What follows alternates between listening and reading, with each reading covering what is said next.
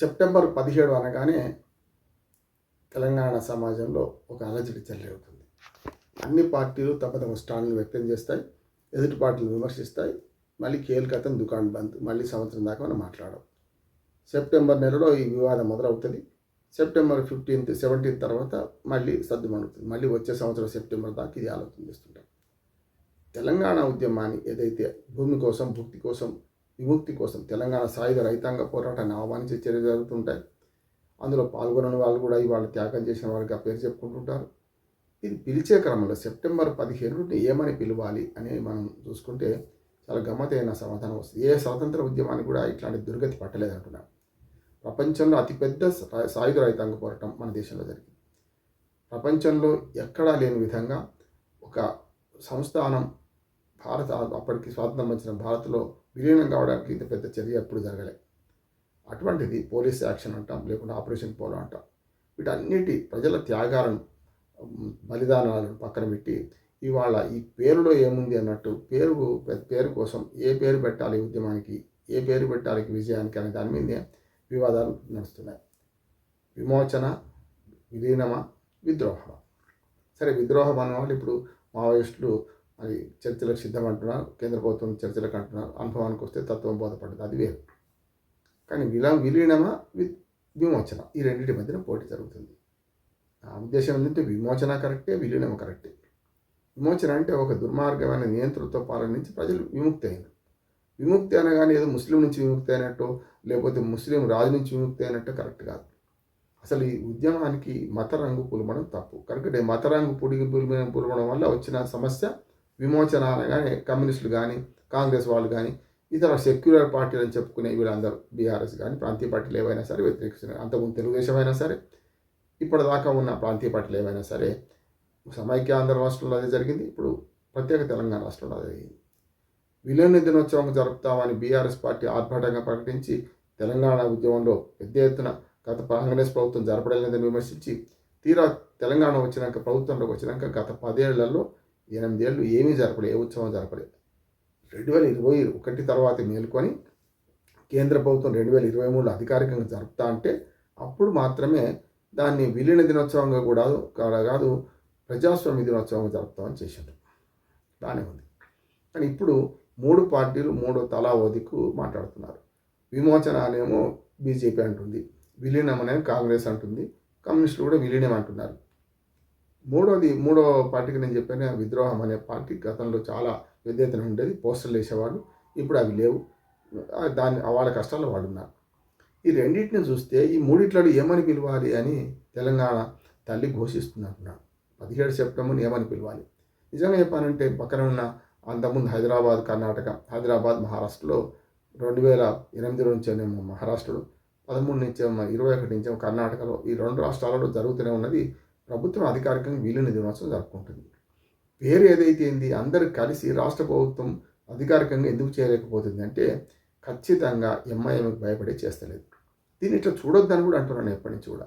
ఇప్పుడు ఉదాహరణకు బ్రిటిషర్ల మీద మనం స్వాతంత్రోద్యమం పెద్ద ఎత్తున జాతీయ ఉద్యమం చేసినాం. బ్రిటిషర్లు అందరూ క్రిస్టియన్లు కదా, అక్కడ హిందువులు అయితే లేరు కదా, లేకుంటే ముస్లింలు లేరు కదా పాలకులలో.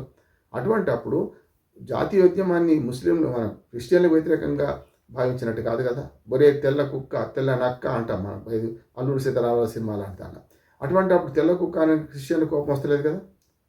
అందుకనే జాతీయోద్యమాన్ని మనం క్రిస్టియన్లకు వ్యతిరేకంగా కాదు, ఒక వలస ప్రభుత్వానికి వ్యతిరేకంగా, వలసవాదులకు వ్యతిరేకంగా చేసినామని ఎట్లా నమ్ముతున్నామో అదే రకంగా ఈడ ముస్లిం రాజు ఉన్నాడు కనుక ఆ రాజుకు వ్యతిరేకంగా పోరాడడం అంతే, ఎవరు పోరాడినా కూడా. అందుకనే రజాకార్లు అంటే ఎవరు?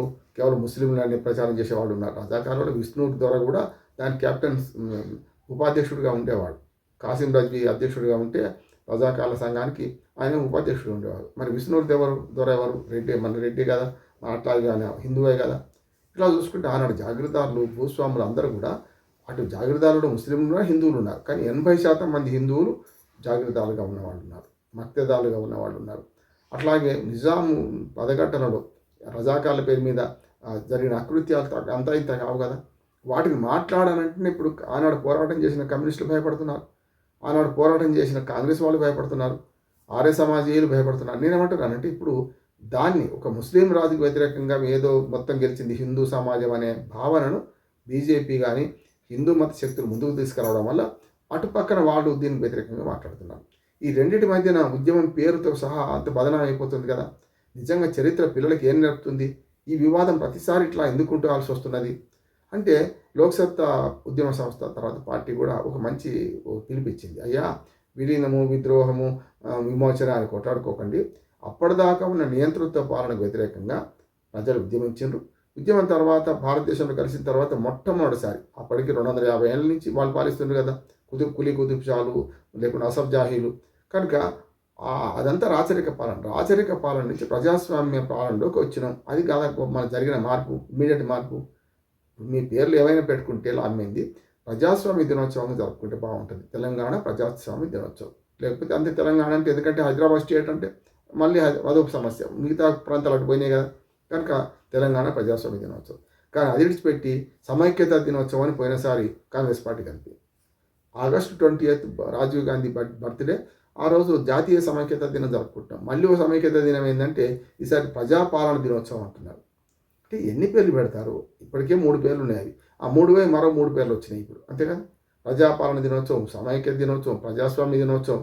ఈ సమస్య కాంగ్రెసే 2 పేర్లు పెట్టింది, సంవత్సరానికి ఒక పేరు. అంతకుముందు బీఆర్ఎస్ ఒక పేరు పెట్టింది. ఇవన్నిటి వల్ల మనకు అర్థమవుతుంది అంటే, ఈ ఉద్యమాన్ని ఒక రకంగా చెప్పాలంటే రాజకీయ పార్టీలు కించపరుస్తున్నాయి. ఎవరైతే పోరాటం నిజంగా చేసినో, 3000 గ్రామాలు విముక్తి చేసి భూమి కోసం, భక్తి కోసం, విముక్తి కోసం చేసిన పోరాటం కమ్యూనిస్టులేమో ఇవాళ ముస్లింలకు భయపడి ఆ మాట గట్టిగా అంటుంది. విముక్తి అంటే ఏమవుతుండే? నష్టం ఏముంటుండే? విమోచన అంటే ఏమవుతుండే? విముక్తి కోసమే కదా. ఇప్పుడు ఆనాడు భూమి కోసం, భుక్తి కోసం, విముక్తి కోసం, వెట్టి చాకరి విముక్తి కోసం అని పోరాడిన వాళ్ళు ఇవాళ విమోచన అంటే నష్టం ఏమొచ్చిండే? కనుక విమోచన విలీన దినోత్సవం అనండి, కలిపి చెప్పండి, నష్టం ఏమున్నది? కాంగ్రెస్ వాళ్ళేమో అంటే ఏమైతుందంటే మత రాజకీయాలలో పడి కేవలం ఒక ఎంఐఎంనో లేకుంటే ఇక్కడ ముస్లిం ఓటు బ్యాంక్ రాజకీయాల కోసమో వీళ్ళు వెనక ముందు ఆడుతున్నారు తప్ప, పేరేదైనా సరే ఈరోజు కేంద్ర ప్రభుత్వం అధికారికంగా 2 సంవత్సరాలు జరుపుతున్నది. అట్లానే రాష్ట్ర ప్రభుత్వం కూడా విమోచన పేరు మీద జరుపుతున్నది.